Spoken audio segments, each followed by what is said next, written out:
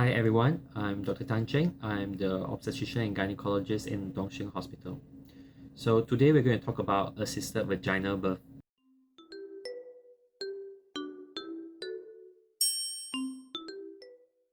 Assisted vaginal birth means that the usage of either vacuum or forceps in order to assist during the vaginal delivery.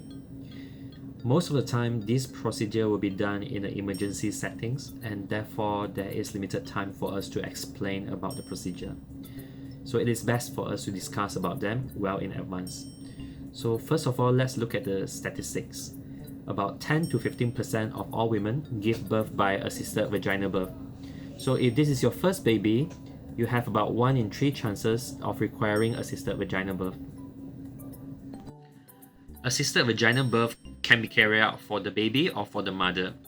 If it's for the baby, most of the time it's been carried out for fetal distress, which means the baby's well-being is being compromised.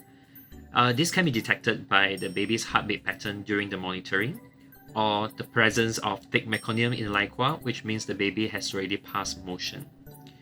If the assisted vaginal delivery is carried out for the mother, it can be due to prolonged second stage, which means that the cervix is already fully dilated, but it takes more than the usual duration for the baby to be delivered. It also can be carried out for maternal exhaustions, which means the mother is too tired to continue, or any other medical indications such as cardiac disease, heart problems, uncontrolled high blood pressure, cerebral vascular disease or malformations, and other causes. The usage of epidural may increase the risk of assisted vaginal birth.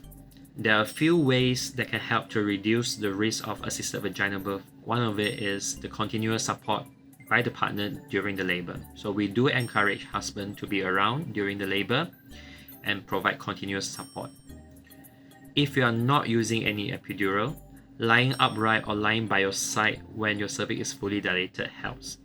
If you are using epidural, then lying by your side when the cervix is fully dilated helps to reduce the risk of assisted vaginal birth. I will talk a little bit more about vacuum-assisted vaginal delivery because vacuum is more common than forceps-assisted vaginal delivery lately. So it normally will be avoided if it's a preterm delivery, especially if it's less than 32 weeks of gestations.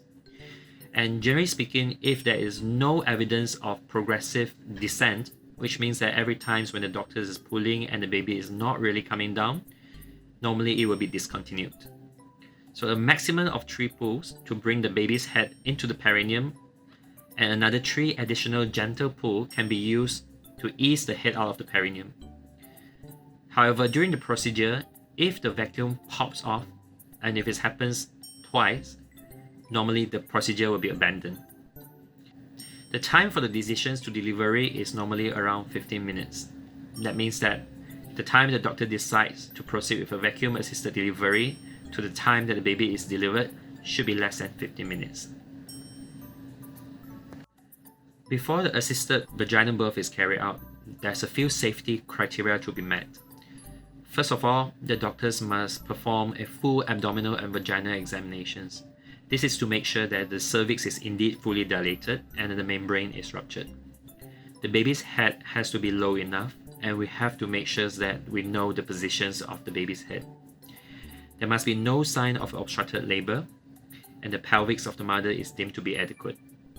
Now, before we start the procedure, the mother has to be prepared. So we normally will give a clear explanations regarding the procedure and obtain a verbal consent. Appropriate painkiller will be given, and the mother's bladder will be empty as well. Now, the whole procedure is carried out using aseptic technique. We also have to prepare the staff and the equipment.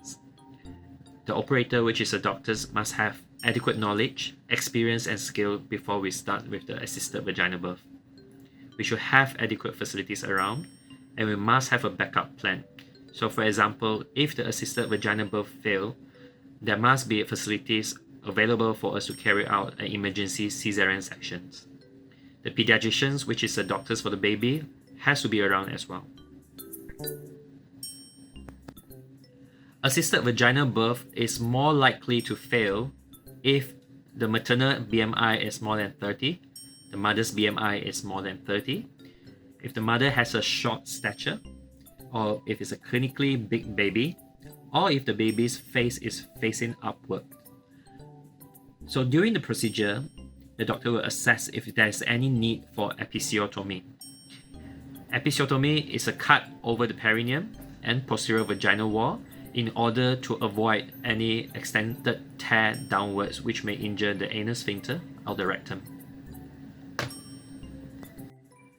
Now we will talk about complications. So we normally talk about frequent complications that is not as serious and some serious complication that is not as frequent. So let's start with the frequent complications. Massive bleeding occurs in about 10 to 40% of the cases. It's very common for the mother to have some vaginal tear, and it's very common for the baby to have some marks or a chignon, which is a swelling over the head after the vacuum-assisted delivery. A presence of bleeding between the scalp and the skull of the baby, something we call cephalohematoma, happens up to 12% of the cases. A laceration over the baby's face, a scalp, happens about 10% of the cases. Now, after the assisted vaginal birth, the risk of the baby having jaundice later on is estimated to be about 15% of the cases. The risk of a bleeding at the back of the eyes of the baby is reported up to 38% of the cases. Now let's talk about serious complication. Serious complications does not happen as frequent. So injury to the anus sphincter or rectum is higher in forceps versus vacuum. In vacuum-assisted delivery, is reported to be about 4%. In forceps-assisted delivery, is reported to be about 12%. Extensive tear over the vulva, the vagina, using a vacuum is about 10%. Using a forceps is about 20%. Subgaleal hematoma, which is also a bleeding between the scalp and the skull. Unlike the previously mentioned cephalohematoma, this is more extensive and more serious. This occurs in about 0.3 to 0.6% of the cases. Intracranial hemorrhage, which means the bleeding in the brain, is uncommon. In every 10,000 cases, there are about 5 to 15 cases reported. And the risk of a facial nerve palsy is rare. Now, after assisted vaginal birth, normally your doctors will prescribe you with one single dose of antibiotics to reduce any risk of infections.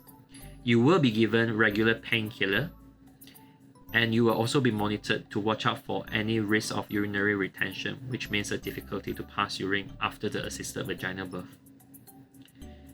Do not worry about your next pregnancy. If you need the assisted vaginal birth during current pregnancy, it is very likely the next pregnancy you will be able to deliver normally without any assisted vaginal birth.